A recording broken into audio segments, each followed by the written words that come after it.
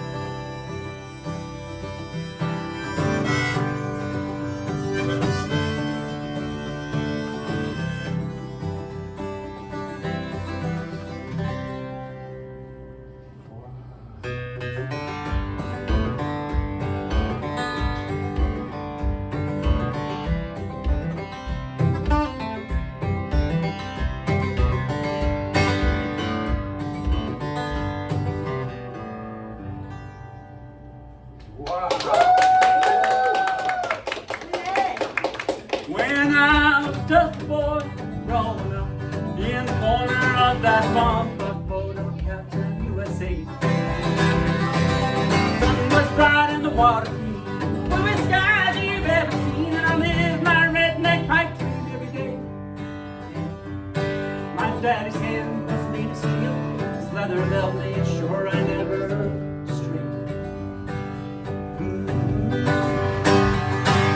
Well, it seemed to me that the men were right. When it's strong, don't start a fight. And if you do, then best make sure you win. As long as we live by the rules, don't break the laws, don't be a fool. Cold, clear water gonna wash away your sin. When the sun went down and the lights came on, we ran like quick from dusk to dawn. Go down lakes to chase our dreams away. The sun was tall below the gripe. We'd sit down there, slow blood strikes. And then and there, we knew that we were safe.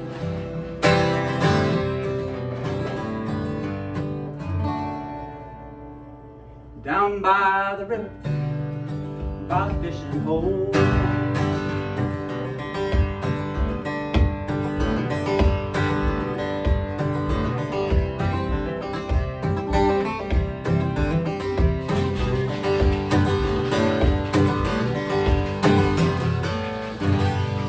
When spring came round and the winds would thaw, grown so much by the grace of God, and I left that downtown for a brand new place. That small and perfect world I knew was nowhere in that line of view. The goddamn city done laughed right in my face. There's poor folks starving mile after mile, but the rich folks can't afford to smile all day. There's high-rise homes and fancy cars, retail stores, caviar, the whiskey sells for $15 a shot. The water here is just smooth, but I can't find myself a view. I can't find redemption in the parking lot. There's one thing that's real clear to me, there's just one place they'll bury me.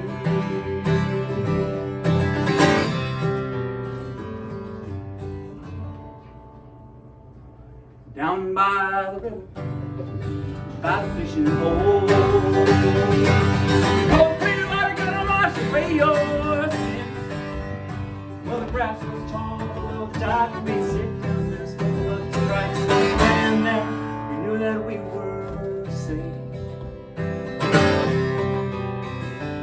So take me, oh, take me back home.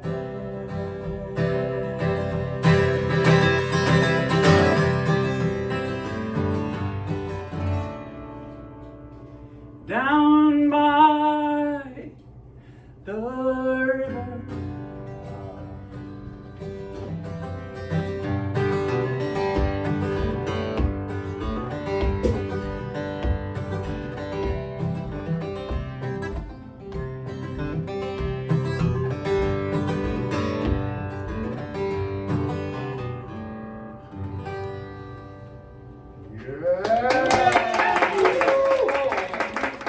welcome to the show. Have a great night, everybody. We'll see you soon. I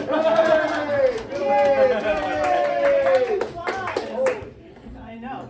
I didn't even know he was that good, honestly. That was my first time hearing him play. I'm just going to admit it. But I knew he played. Is somebody wanting to get in, or what's happening? He's just watching. If he wants to come in again. Okay, Billy, that was fantastic. Wow. I mean, you had me at the harmonica. I'm just going to say it. And I feel like I'm now hosting the Billy Rosewarne music show featuring Bridget Quigg comedy, because that was really impressive. Okay. All right, glad we're all here. By the way, bottle of water with wine whenever you get a minute, and then one for Billy. Okay, so welcome to the show, Quiggy Comedy Hour. Thank you for coming out. Just a little bit of fun for us. Is everybody having a good weekend? We have family over here celebrating Easter weekend together. It's very sweet. Anybody else Easter egg hunting, celebrating? Okay, not really. No problem. Let's point out all the non-Christians. That's a fun game. No, I don't mean to ask that question. I was going to avoid it. No, I think I'm celebrating because I had 4 friends turn 50 in the last 2 weeks. And that's like my demographic right now. And it's really interesting because I was reflecting on 50-year-olds these days, which are very different, I think, than 50-year-olds of the past, right? So you used to like not make it to 35, right? You're already a grandparent and you're gonna die, right? That was a little while ago. And then like you made it to 40, made 50. At 50, you're like pretty ancient, like way to go. And then in recent years, 50's become more normal, but it was definitely not hip, fit, paying attention, right? And now I think that we are some of the best. I'm not 50 yet, but I'm a year and a half away. We're some of the best looking, most physically fit 50-year-olds you're ever going to find. Okay, we're Yes. next level. Like it's never been done before. Okay, so I was thinking about part of the reason for this. Yeah, like I'm having fun already, and I'm not even drunk. The thing about us. I think a little bit social media. Okay, so a lot of societal norms have changed. We're like starting to be parents at 45, stuff like that. But social media is basically feeding us 1,000 ways to extend our life, right? And like, it's not even extending your life. I think the 50-somethings now are looking down the barrel of 80 to 90 and going, oh my God, this has to last for like 40 more years. I need to get working. Like this already hurts and I've got 40 years to go. Like, can I fix that? Like it's been 2 years. But part of being in your 50s, you're like, this has been hurting like a long time. You know what I mean? It's not like in your 20s when you bump it and it comes back. Now you're like, I should probably like ask a doctor about this and this and this. So I made my list of all the things that we're trying because I think it needs to be explained. Thank you, lovely. Everyone, let's give it up for Jen at the bar. Thank you. Thank you, Jen. Thank you for the beverage. Beautiful work. Okay, just a handful of the things we're considering. Feel free to raise your hand or clap if you tried it. Saunas, just like circulation. Yes. Red light therapy. Yes. Cold plunges. Yes. 10 positive affirmations a day. No one's gonna ask. Okay. How about being honest about your feelings? Is that What? okay? Yes. What's that, Kate? You need my reading? No, I do actually, and I have some. Because I'm almost 50. Okay, I'll tell you. You're like my sister. You're like, you're squinting. I'm like, I know, I don't want to put them on. Okay, managing cortisol. Anyone? Managing cortisol? Eliminating sugar and other toxin things. Okay, love sugar. Creatine, weightlifting, hormone replacement therapy. There we go. Sleep hygiene. Yes. We're going to balance our chakras. Anybody cleansing parasites? I'm trying. Or like those mushrooms that are good for your brain. Oh yeah. There's also the special kind that are also good for your brain. Okay, good. There we go. So that's us at 50. We're scrolling and we're finding stuff and we're trying all of it because we're like, and my shoulder still hurts, but that's okay. Something's going to come along to save us. I was also thinking about the difference between each of the decades, right? So you get to 20 and you don't really feel old. You just feel suddenly like you might have some responsibilities coming and you're like, oh no. Probably gonna need a job and like to pay rent. Like this sucks. I'm turning in my parents like that. But you're not like there's a bunch of people younger than you, but they're all children. So you're like whatever. And I'm gonna be 21 next year, so I'm amazing, right? That's where you're at 20. Then you get to 30 and you're like, there's a lot of people who think I'm old. That's actually what everyone younger than me is like 30, you know. And you're already doing stuff that's responsible. You might have a kid, like all these things. Then you get to 40 and you're like, there are so many people who think that I'm old, right? Like I'm like so old, but I don't feel old, but like I'm 40. And then you get to 50 and now you're just trying to save yourself. So that's good. I actually think part of why 60-year-olds are apparently the most happy is because they've gone through the 50-something phase of trying to save yourself and they're just like, whatever, this is just gonna hurt. I'm going to the Bahamas, that'll make me feel better, I'm retired. So anyways, that's my plan right now is just to make it to 60 and stop trying so hard. Okay, so by the way, having this much material requires me to just check my notes. So I think that one thing we could all do to calm down, because also the news, just the globe and the wars and everything, we really need to hang out with 75-plus-year-olds, okay? This is the answer. This is a crowd that is, you know they say like life is not a sprint, it's a marathon. You know, once you're over 75, it's kind of a folk dance. It's just kind of like, and not everybody's hips work, so some people are kicking and some people aren't, and they're just clapping over here, and everything's kind of like arrhythmic and chill. And it's like, if you can't kick to the right, we don't care, because it's still just a really happy folk dance. You know, everybody's kind of loving everybody. Like getting up, getting dressed, eating breakfast, that's like half your day. And you know, and you're good with it, because you're like, what do I care? I might read the paper, I might fall asleep, and I'm good with both. So I do have this theory that if we could just spend a little more time with people over 75, we would stop being so stressed out. My mom is a great example. Hi mom, high fives. You're adorable. So my mom is so chill, deep chill. Like if you just want to like really just hang out and not worry and get some really solid advice that she like can't help giving you, she's just gonna say it exactly how it is appearing according to her level of wisdom, which is actually very high. So, also, she's not going to really get stressed about stuff that isn't kind of in this circle, right? It's just like, good luck, you know, I'm just not going to waste my time. So, my brother comes over one day, we're hanging out, and mom has a neighbor who's going through sort of end-of-life stuff. She's very ill. The husband's coming through, he's telling me how it's like really stressful, and then the stepdaughter's showing up and she's trying to like, he thinks show up because it's the end of her life and she's trying to Jones for just all this drama, right? It's all this drama happening. And Jim and I are talking about it, I'm telling him, he's like, oh yeah, dude, that's kind of terrible, you know? And I look over at my mom and she's just kind of like, looking off. And I'm like, she's thinking about snacks. That's what I know that's what's happening. So, you know, there's no ice cream anymore. There's no big red gum. There's, you know, we cut out a lot of sugar, but there's like, you know, I go, Mom, you want some dried pineapple? Yeah, no, that sounds good. That's totally where she was at. It's like dried mango, dried pineapple, different stacks. But I was like, I know exactly what she's thinking about. She's thinking about dried fruit. And she was like, a snack. So that's like when you really know you're chilled out. And like people are stressed out and you're like, I think I want a snack. And that's all you need to know. So it's very comforting really to be around that energy because you just want to slow down. Anyways, we recently had the misfortune, but whatever, it doesn't matter, of going into the hospital, which is a really beautiful place because a lot of people are working very hard, and God bless all our first responders and doctors. I totally admire the stuff they do. And the thing about hospitals that I find strange is that literally everything beeps. Okay, if you've been there recently, everything beeps.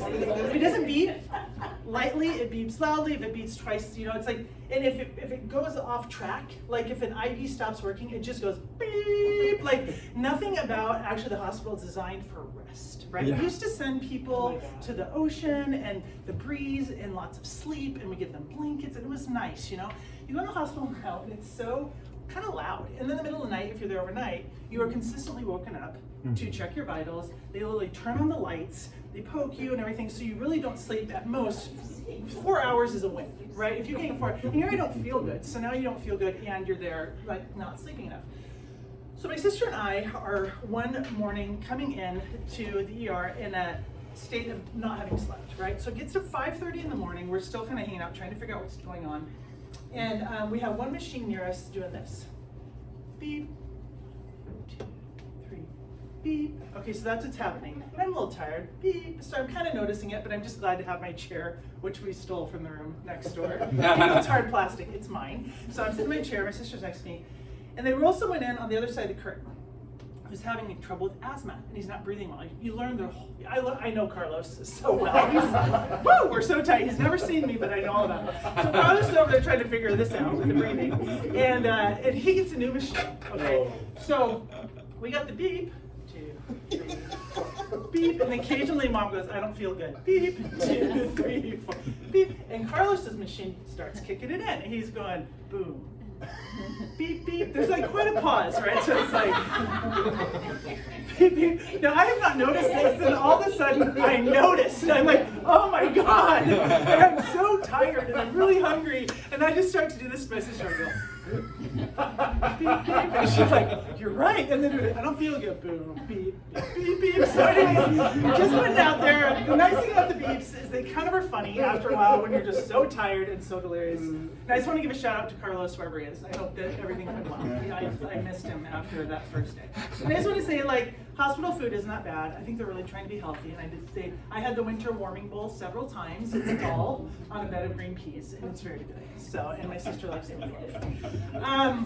Part of the reason I think I handle kooky things sometimes really well is because I come from a large family. I'm one of 23 first cousins, which isn't that many, but it kind of, the Catholics in the back are like, it's like how many siblings I have. I'm sorry. But if you're, so I have this thing, and I don't know why I do, where I have several friends who are only children, who are like my good friends. Okay, so these are, I think I'm giving them a little extra love, because sometimes only children are very delicate in friendships because they have not had someone like come up, punch them, throw them down, fart in their face, and be like, let's go eat snacks. You know what I mean? Like, that's normal, right? When you have siblings, like, there's just so much going on, but then, like, you're still friends. So my only child friend sometimes been like, I know it kind of offended me when you said it, but I don't want to say it because I'm afraid you won't be my friend anymore. And I'm like, dude, you didn't like kick me in the stomach and tell me I was stupid. Like, even if you did, I'd probably still be your friend. I don't know. Like, don't worry about it. So I've counseled some of my only child friends. My brother's here, and he's going to get a little bit of ribbing right now, but it's so true. So she just becomes super not sensitive, right? I had a friend at work, I remember back in the day, and she had 3 sisters growing up. So she had siblings, but 3 sisters. So she was a little sensitive one time when I actually bumped into her, just a little, right? And she went, ow. And I was like, okay. Well, apparently it didn't grow up in my house. If I had said one time, I would be hearing about it today. It'd still be, hey, Bridget. You know, there's no whining. And the moment you whine, it's just more material for later. So you just kind of hold it together and you're just like, I'm good. So there was something I called the ambush. So I really liked to read. I think that was my escape in the middle of all the madness. And I would go out on this little chaise lounge we had under this cedar tree on the back deck. Okay, this was my zone.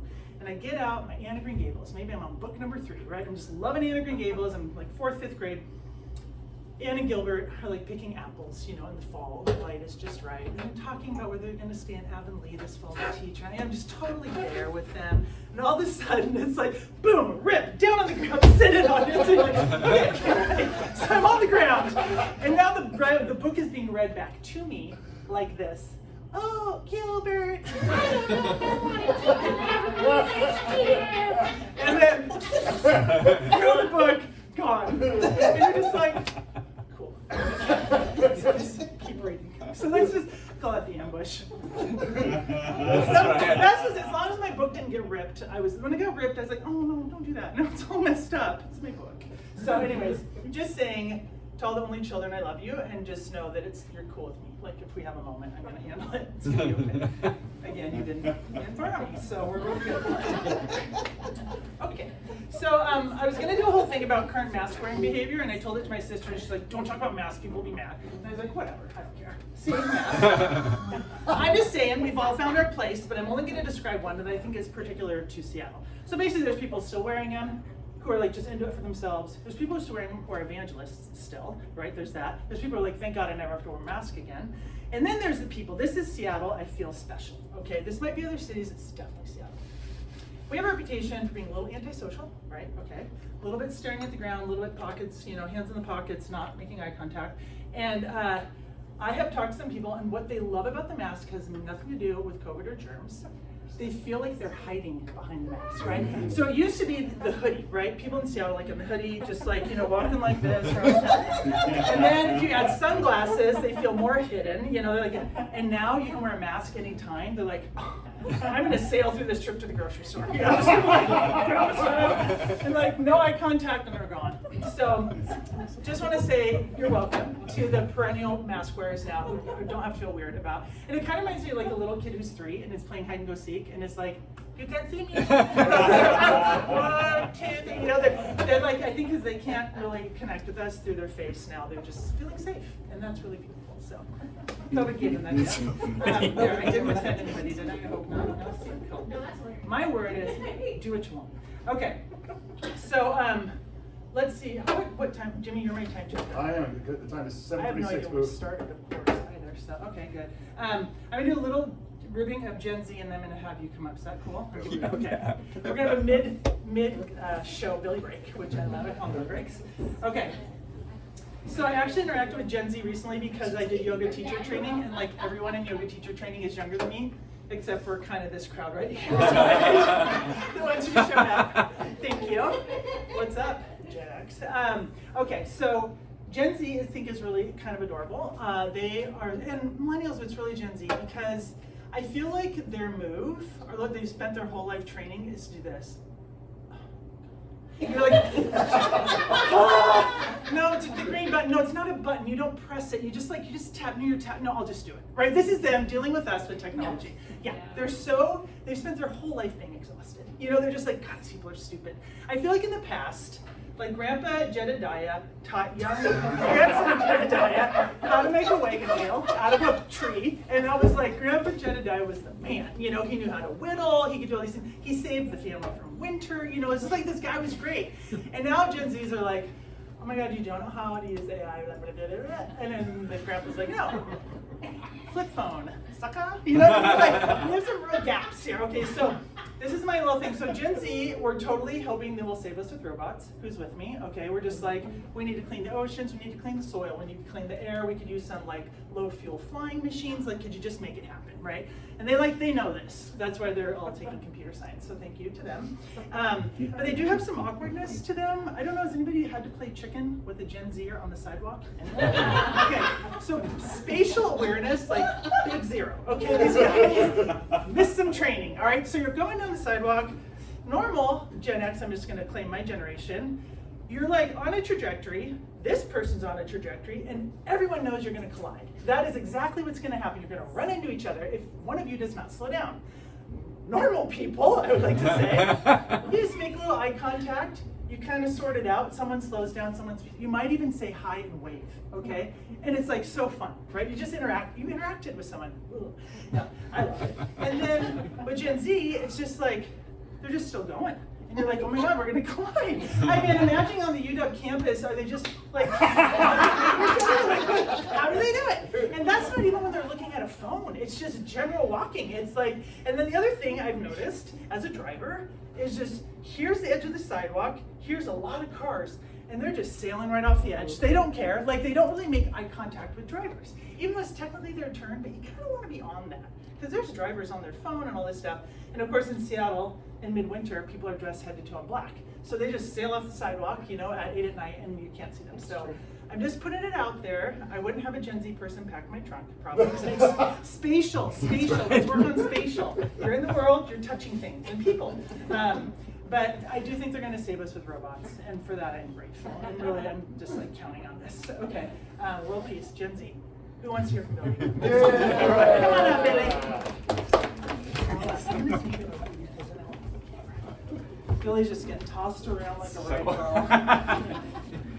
I have to tell you, comedy is really hard. I do not know Bridget in the context of comedy at all. We don't Very go to different. the shows, it's okay. Yeah, it's amazing. It's amazing. And you are incredible. Thank you, Billy. Thank you for having me here tonight. So one thing that Bridget didn't know about me is that I love to write super sad songs. I do the sad songs. I love them all. And I'm at a comedy show and I'm like, I can't do all the sad songs. I gotta do something different.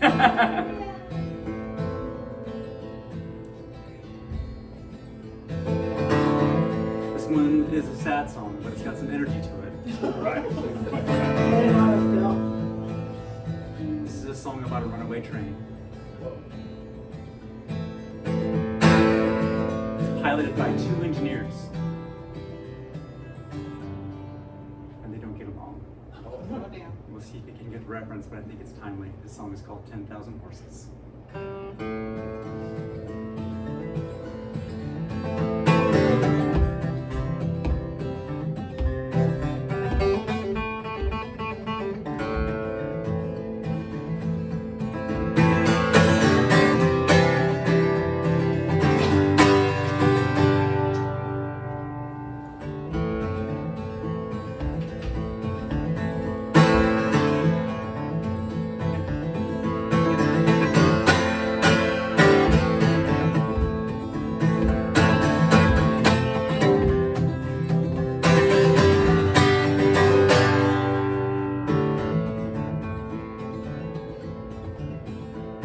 The train left station last midnight, whispered down across the plains into the distant sky. On board they were carrying the hopes and dreams of every last man, woman, and child.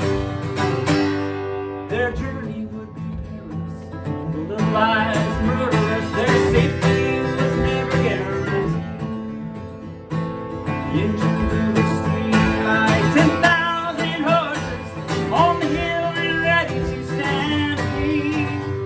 In the engine sat two engineers, narrow tight, cavalier, one on the left, one on the right.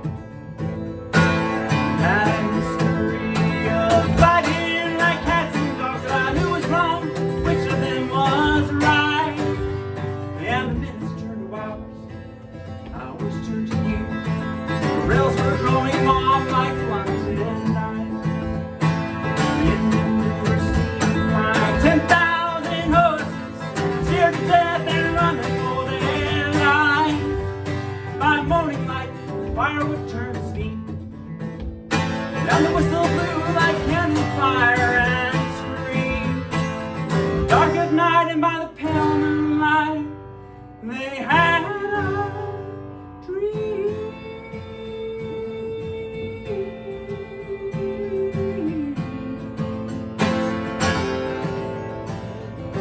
From sea to shining sea,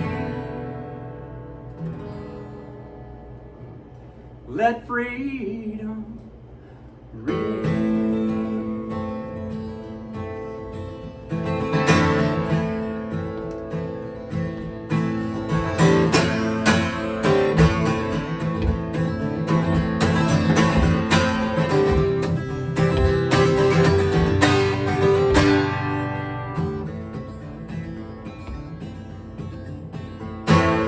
Passengers were volunteers, all of them pioneers, risk a life of freedom from fear.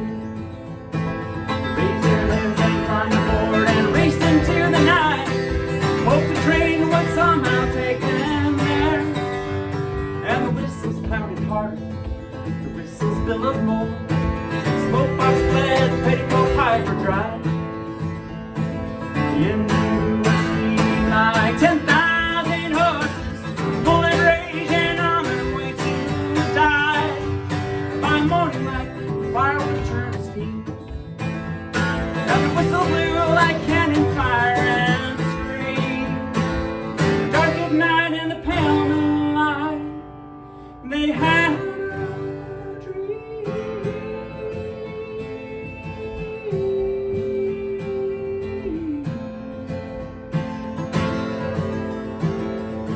From sea to shining sea, let freedom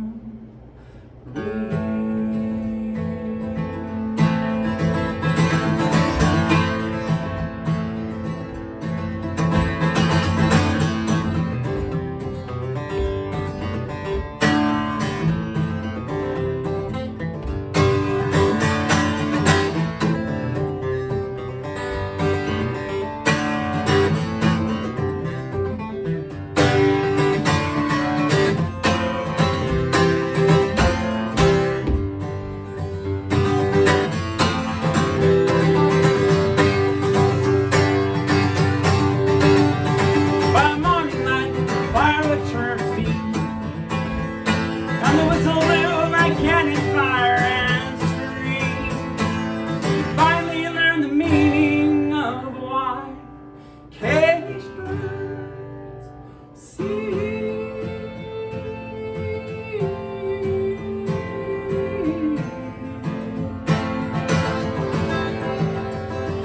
Oh, beautiful for spacious sky of the eye see.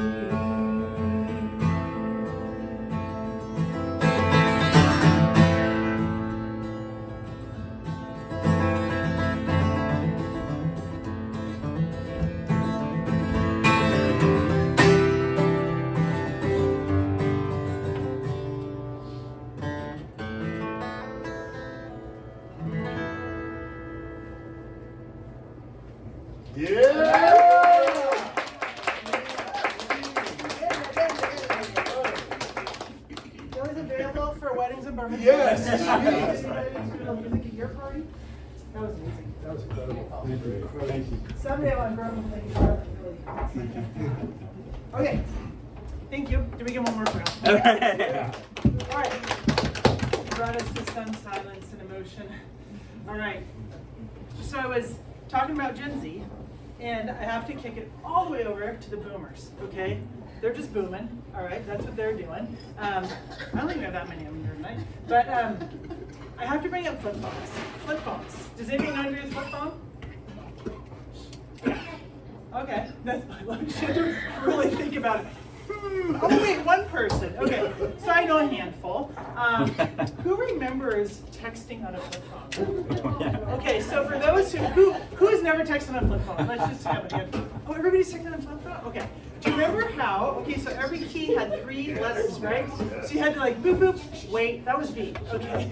Boop, A, then you had to boop, boop, boop, back to F, or whatever, you know? I was thinking about the amount of patience that requires, and I really want to do it to like a 21-year-old. It's like, okay, you need to write a full sentence with this thing. Like, ah! Like they would literally explode. It takes so much effort and patience. You have to push something. I mean, I was just thinking about the magic that we have come from there.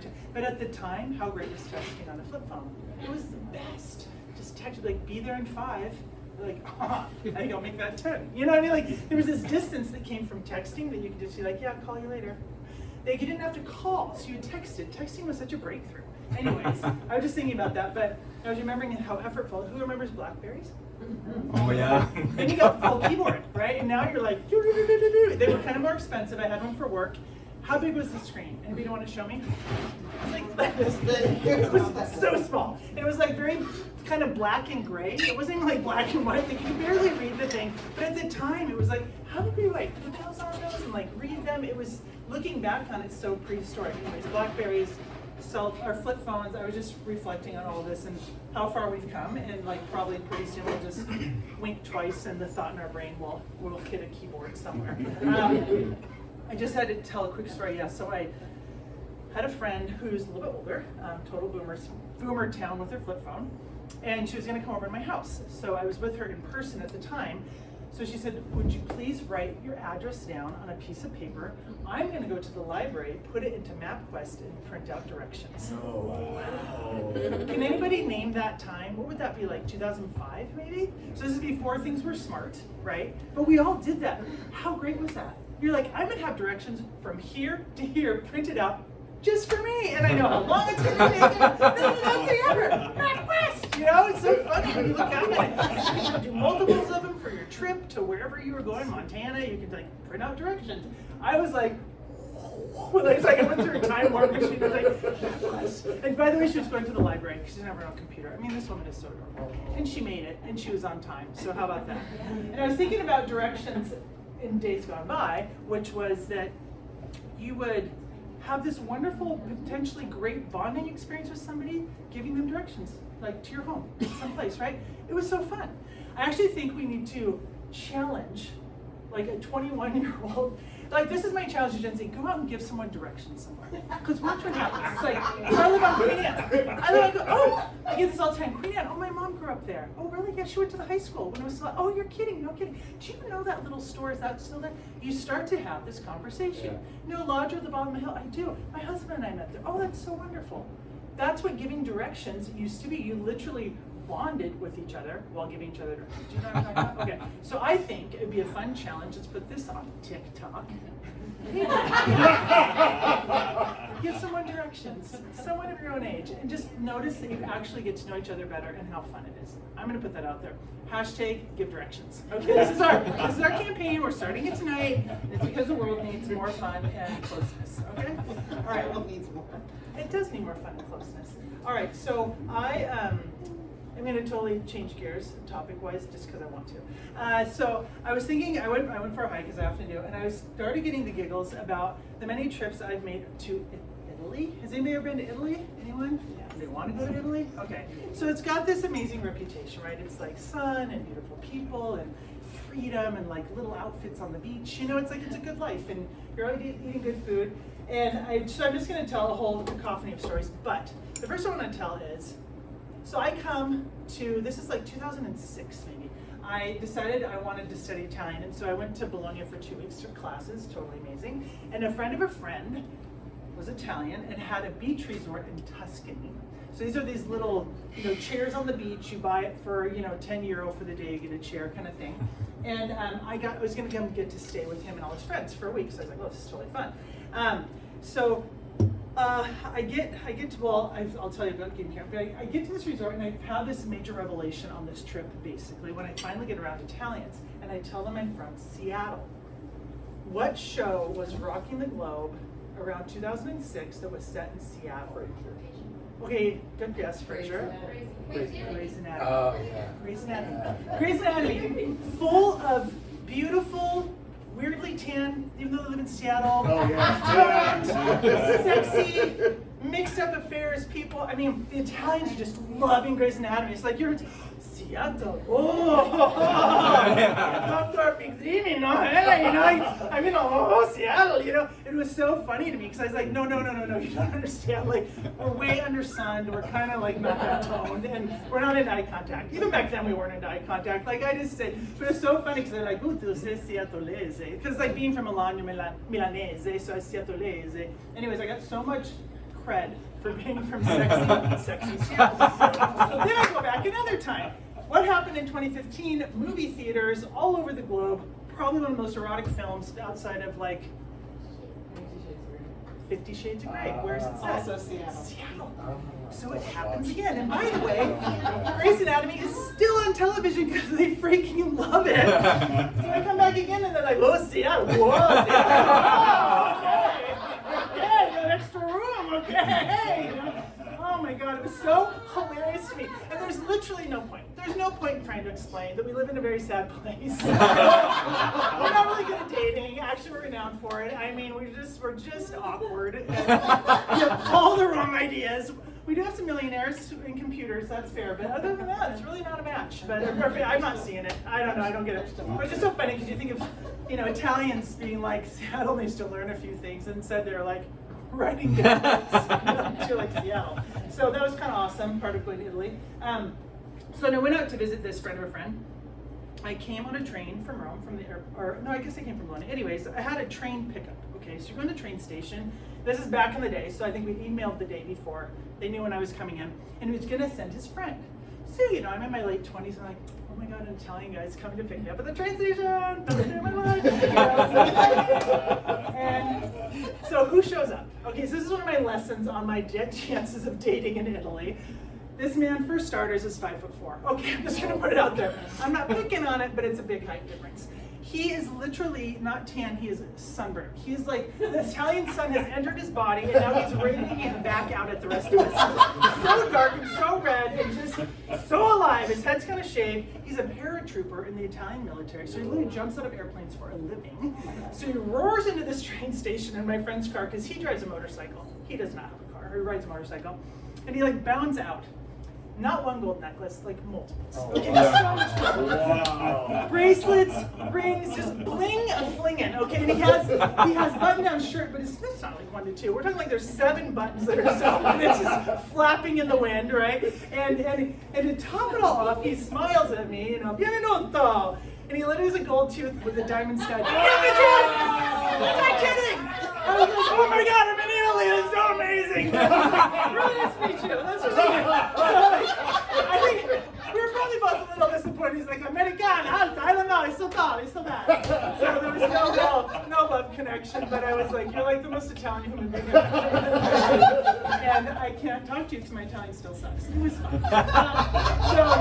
So Seattle's sexy, just so you know. The men there are beautiful, but you know, I actually thought, I was like, you know, I should have gone to Germany. I should have just gone to Munich and found the people, and just a pasty tall man is my future. So that's what's gonna happen. So that was fun. So I get to this place, and I decided that because I had nothing to do on the beach chairs, which is so not me. I'm not gonna like sit on a beach chair for a week. It's just not my vibes. You know, I do like to read, but that's a lot of sitting. So I decided to help out.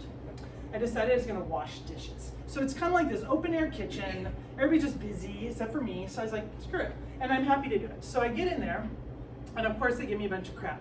Italians love to give people crap. Just so you know, anything you do that's weird, they're just gonna hammer on it. They're gonna do, and they have no filter. So they say really rude stuff all the time, and they laugh, and you go on. It's just what it is. So I start doing the dishes, and the guy who owns the place is like, cool, this is great, and it's fun because I'm around all the Italians. And he says at the end of one of my shifts, he goes, for you, I'm going to make something very nice. You know, I'm going to give you my top dish. All right, this is going to be the one big treat you get while you're in Italy. So we're on the coast of Tuscany. This is seeming pretty exciting, and I should be excited. But he says, basically, seafood linguine a frutti di mare. This is like his top dish. And I know most people would be like, that sounds amazing. Why wouldn't you want to put your feet in the sand and eat seafood linguine? But at the time, I didn't realize how gluten intolerant I was. Oh. But I was pretty gluten intolerant, and all I knew was that pasta made me tired. Like if you ask me, it's like, Jake, pasta, I don't know, but it kind of makes me tired. That's like how I would describe it. But the thing about Italians is you're not gonna say, no thank you. Like that's not gonna happen. They don't give a crap if you have an allergy. They don't care how full you are. They don't care if your stomach is literally full of ants. You're gonna eat this food. And so he comes over with his big seafood linguine. Would you hand me back that drink that I just left there, please? Thank you. And he puts it in front of me. Thank you. And he begins to watch. So this is what Italians do. They give you food, and they want to know that you like it. So they're going to watch you eat it. So it's not like I can get out of this, right? So it's like everybody's hanging out. I got my seafood. So I start to tuck in, right? And I'm like, okay, this is happening. Like I'm not going to avoid it, okay? So I start to eat the seafood linguine, and I can feel the like rejection, you know, in my body. And it's like chewy octopus. It's not really my vibes. And I start to slow down, and he notices. He's like, bah, that's bon. Like you don't like pasta, huh? Okay? And he's like, not that mean of a guy, but this is just how he's trying to tell me, you know, I made this special thing for you. And so I'm just trying to eat, and I finally go, pasta kind of makes me tired. And he's like a Gen Z. Like it sounds also extremely good at rolling our eyes. Like, it's so stupid. Like I feel like you said, it's so stupid. And he's like, the pasta make everyone tired. That's his response. Pasta make everyone tired. That's why you smoke cigarettes and drink espresso. Come on. It's like, that's why we have nicotine and caffeine, you stupid American. What are you thinking? So I did not smoke a cigarette. I might have had an espresso, but it was a little late in the day. So I just love that. The pasta make everyone tired. It's like, okay, well then, that's kind of so Italian, right? It's like, yeah, we know you're going to be miserable. Eat your stupid dish. You know? Fix it later. Shut up. So on that note of heavily opinionated Italians who think you're stupid, I was there most recently 2 summers ago, and I had this lovely friend who let me live with her for a month.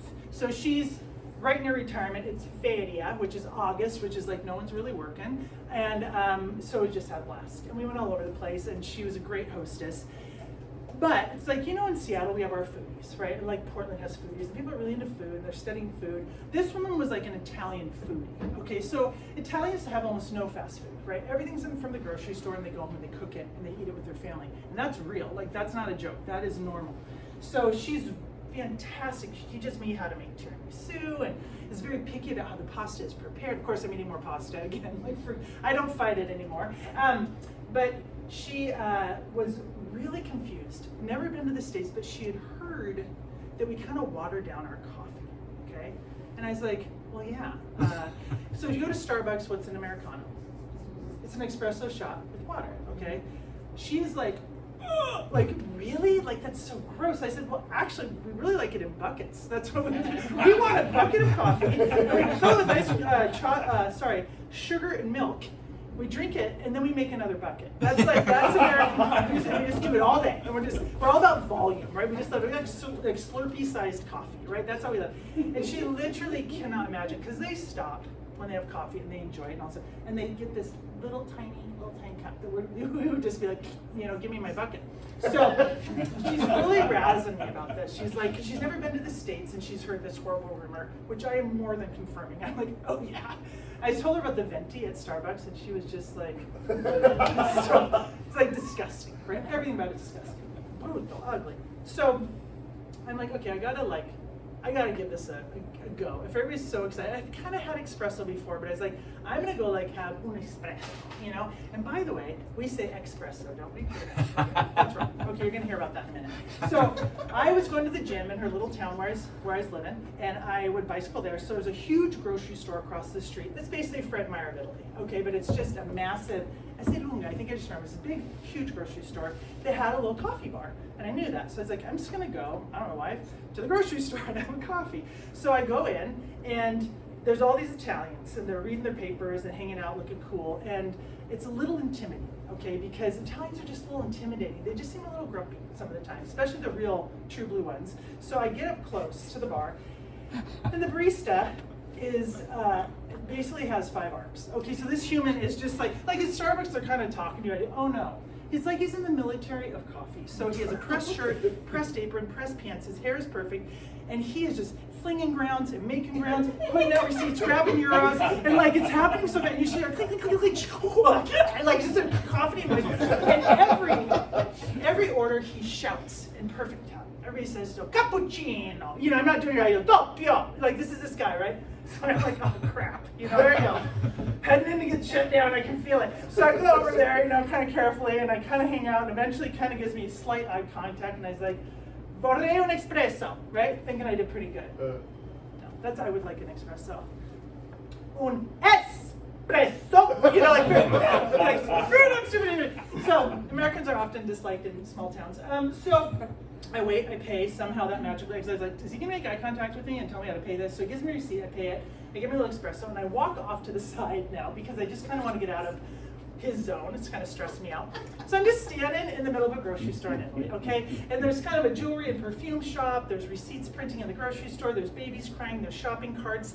I just kind of stand on the edge, and I'm like, okay, here I go, I'm gonna have my espresso. So I start sipping this thing, and I start to get it why they're so picky. Okay, so you know how they say they think coffee might help with Alzheimer's because it like opens all the vessels in your brain, right? It's just the blood starts to flow. Totally. Okay, so I start feeling this incredible warmth. It starts kind of from here, just goes out through all my limbs, and I'm like, oh, I feel like no pain. You know what I mean? I feel like a wizard. I feel so good. So this starts happening. This is the first layer of pleasure of this espresso. Okay, so first off, I am feeling like $1 million physically. And then I start getting these really wonderful thoughts. I'm like, isn't it amazing that we even make jewelry? I mean, we go into caves and we get stones. And we actually send our That's amazing. Okay, and our shopping cart's amazing. Because I mean, we put a thing in and they have the wheels and they carry and receipts they print. Isn't that incredible? I sit here by myself, you know, kind of like, and everybody around me seems to not be having the same experience. You know? Totally tripping. I'm tripping in a grocery store in Italy by myself. And pretty soon, of course, I want to touch people. That's like my should they all be in a cuddle pile right now? Like, I'm basically arranged by myself with this coffee. So I just have to say, like, I get it now why Italians are like, why would you water it down? Like, it's literally euphoric if you just sit down and enjoy your freaking espresso. From now on, it has no accident in your life, okay? So, yeah, that was my last big lesson in Italy. Oh no, I have to tell you one more thing. So back to being tall. Being tall is a big theme when you're a woman in Italy. You hear about it a lot. Also, God bless the men of Italy. If you want to feel pretty and you are female, you just get out on that sidewalk. I swear every night they must go home and they have like a whiteboard with 15 squares that are empty and they have to check each one. I made her feel pretty and I made her feel pretty because it's like a job. right? So you go out on the sidewalk and someone is gonna just do this. They're just gonna, staring's a big word. It's kind of exhausting. They'll stare. This one guy literally looked like Italian Fabio. He had like black hair, it was flowing down his back, he was setting a table, and I'm just walking along, this is in my late 20s, you know, it's like, and he just did the full stare. And I was like, does he do that to all the girls? I'm just like, half his day. Like, does he ever serve any food? And one time I just, it's a big job. It was like 3, 4, you know. And so one time I was walking a whole truckload of men, they're all in town, like utility workers in uniforms, slowed down while I walked and just kept yelling at me. Because they were trying to get me to look at them. And eventually I did, but my Seattle reaction is, oh no, duck and cover. Like, there's something wrong is happening. I mean, stuff that would like get men in trouble here. They're pouring it on. And I just have to say, on my last trip, I'm now more of a senora. Okay, senora being more older, right? It's okay. They still do it. It's so sweet. So I'm walking down the street in this little town on the coast, and this 20-something kid just looks at me and goes, "Molto bene, signora." Like, you know, you still got us. This other kid I walked by, he goes, "Buonasera." Like, well, you know, still got it apparently, according to 2 20-year-olds in Italy. It was great. I felt great. But then on the other end, this is that Italian need to just be like really frank. I was with my friend's family for her brother or cousin's, I remember, dinner. Somebody's having a dinner for birthday. And I'm the only like tall woman there. So let's just say, and I think I was taller than all the men at this event. And this one young girl says to me, basically, she's like 5'3", the girlfriend of her son. And she's basically, "Why are you so tall?" She's so tall. Why are you? How does this happen? You know? And I said, "Well, I'm German." And she goes, "Oh, alla sangue di Germania, alla sangue di Germania." She starts telling me, it's like, she has the blood of Germany. That is why she is so tall. She says, "You should tell people that." I literally started to do it because it was so confusing to them how I was female, but I was so tall. So I'd say, "Alla sangue di Germania." "Oh, alla sangue." Oh, okay. So anyways, but that's so Italian. Like, I need to know why you're so tall. Okay, so that happened. All right, so what time is it? Time check? I just want to be respectful and our rental. Is 8:07. Okay, one last little bit, and then we'll do a Billy, and we'll wrap it up. Okay, cool, we've got it. Because my yoga girls are here, I can't skip my yoga jokes. There we go. Yeah. So I'm actually, she's like, namaste. Yeah, namaste. Okay, so there's lots of kinds of yoga. I've come to the realization, I think, most people talk about yoga, probably only about 5% of the population will actually do it. They're like, "I should do yoga." I think that's most people's response to yoga. Like, nobody actually wants to do it. And then there's hot yoga. And people are like, "Yeah, that doesn't really sound very good." Like, how hot is hot yoga, right? So it's like, Too hot. Yeah, too hot, right? That's 90% of the population. It's too hot. And a lot of times it's like, 90 plus degrees in there. People are sweating, people are smelling. I call it the smell wave, by the way. You get into a yoga class, it's heated. And it starts out at kind of a normal smell. And then there's this thing that happens about 15 minutes in when everybody's just really starting to let go. And it's like ginger, garlic, tomato sauce, coffee, just oozing out. Ethiopian food, because we're in Seattle. It's just like whoosh. And then it softens. But there's an initial pungent moment where you're like, this is the smell wave, and it's going to soften. Okay, so I do this because, and it's funny, so I go to an even more horrific kind of yoga, as is my friend in the corner, called Bikram. Anybody heard of this? Okay, so now you're up over 100 degrees, and it's like really humid, and it's the same thing every time, but somehow it's such a serotonin hit, it's not dopamine at all, it's pure delayed self-gratification. You're basically in a swamp with 30 other people riding a bike up a hill, and like someone's yelling at you. That's Bikram. And there's actually a door, and you could leave, but no, you're paying to stay there. And it's so hot that like large numbers of people just lay down during half the class just so they can survive it. That's Bikram yoga. It's really great. So my brother the other day, I was leaving for hot yoga. He goes, "Oh wow, you want a hot yoga? Really? Can I come?" "No, okay, that's cool."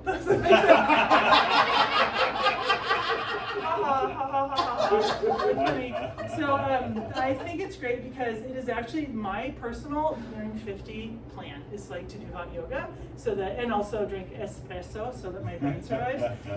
But I just want to see if anything. Oh, and this is my last thing about yoga is sometimes you get a little, 2 things. So you get a little delirious in there sometimes.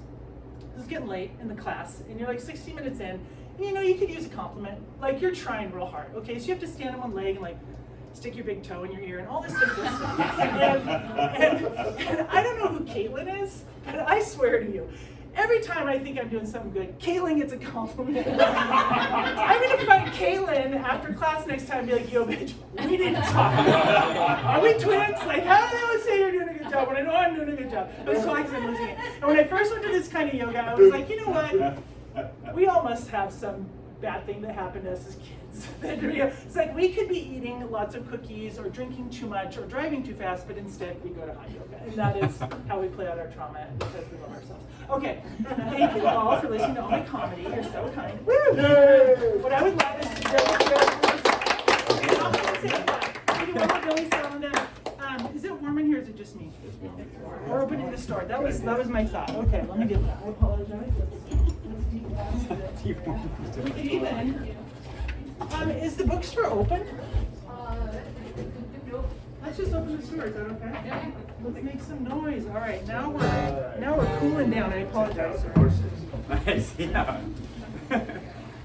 I'm trying to think of how to follow that. Like, what do you do? You're doing great. Just play us a song. Okay. All right. I would love this. Let me put it this way. I have like 7 different rabbits I'm trying to chase down different holes at the same time. But I'm going to end by one thing, which is to say, I am so honored to be able to perform with you tonight. Thank you for having me. I got a chance to meet this amazing human being through another amazing human being who I told very about. tall. He's very tall. She's taller than me. Yeah, also tattooed. And channeling her tonight as well. And I got a chance to meet Bridget online during quarantine of all places, during an intuition workshop, one of her intuition workshops. And I thought she was brilliant, and everyone who was there was making breakthroughs and doing some really cool inner working type stuff. And those kinds of people, she draws those kinds of people, and she draws you as well. And it's my pleasure and honor to be with you tonight. Thank you for doing this. I have a question. What do you guys feel like? Happy or sad? Sad?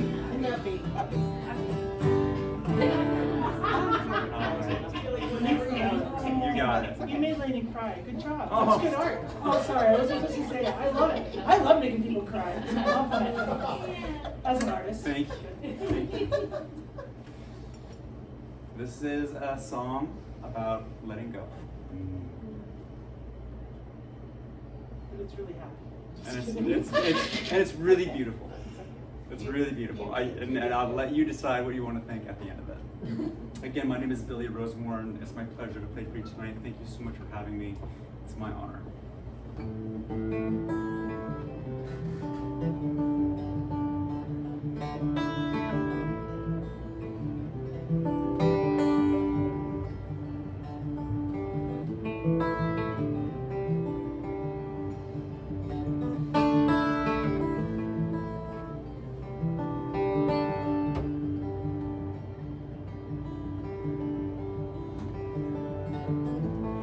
Was a young girl, sheltered as the wind was wild.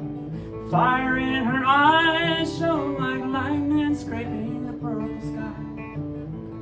She would stand alone on the edge of town during long hot summer nights, listen to the thunder rolling on the sage-lined hills, neon lights.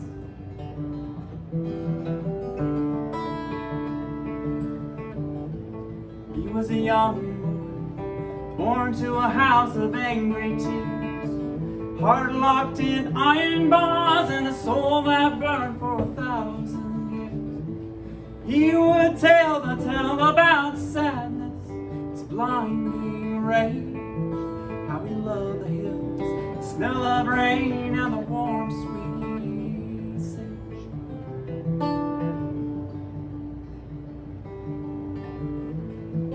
Heard her calling on the wind.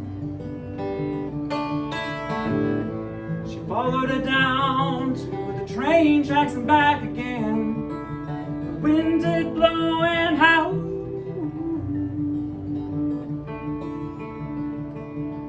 She vowed that she would leave right there and then. She realized that time was slipping away. She stayed, her dreams would never see the light of day. The wind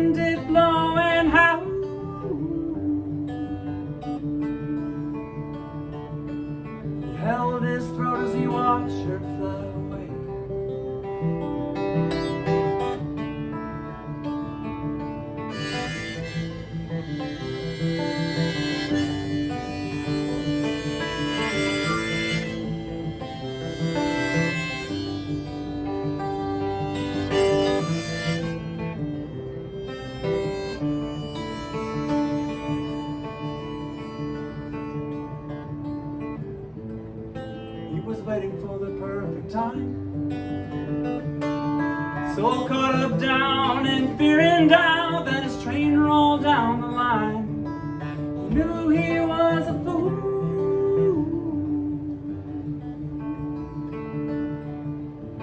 Wouldn't wait around another day, waiting on another train. Realized that nothing was gonna change. Just like every country song has got a story about a train. The wind did blow and howl, so we spread his wings and then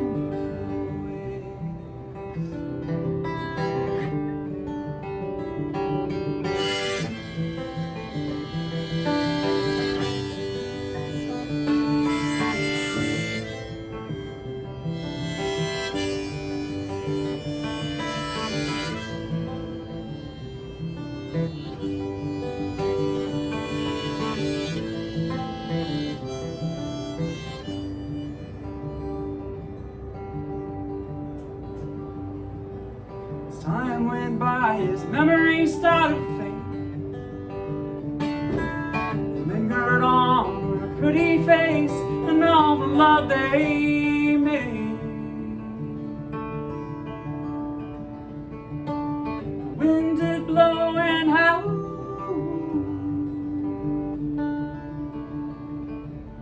as he laid his head down one last time.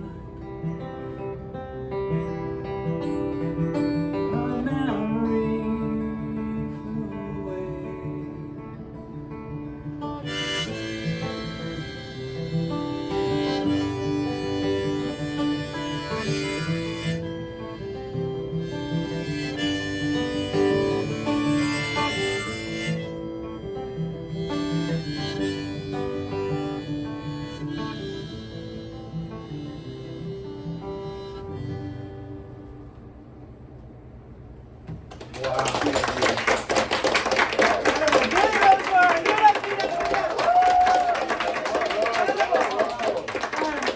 Let's get this guy to some venues, huh? If you know of Seriously. players, like, wow, so much talent. That's fantastic. Wait, I'll do a photo. Here you go. There we go.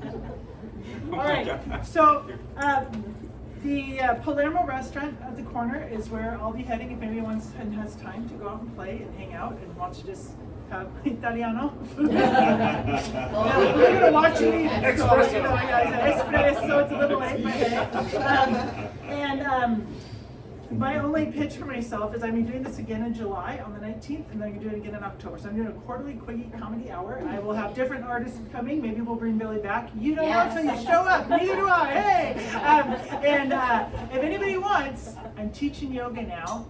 And my first class is May 4th, Sunday at 8 a.m. That's what they give to the new girl. It's free. So you can come and watch me stumble through my first class. I don't know if it's hot, to be honest. I'm not sure. I don't know that it is. It might. If it's not, I'm going to let you know. Because if you're willing to come, I just need. I need warm bodies in my cold yoga room. Okay. Thank you all for coming. I hope you have a lovely evening. The bar's open till 8:30.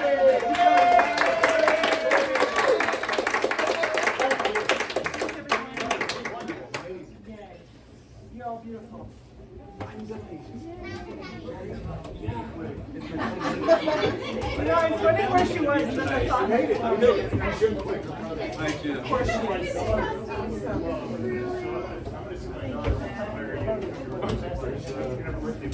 Okay, so you guys got around here. Billy loves the comedy. Oh, good, perfect. That'd be great. For her birthday party? Yeah. 14th birthday party. Put it on your resume. Okay. What's your favorite song? I've got another thing to announce to you. Yeah, I do. Hi. I'm Billy. Thank you for coming out. Bridget, very I should turn this off.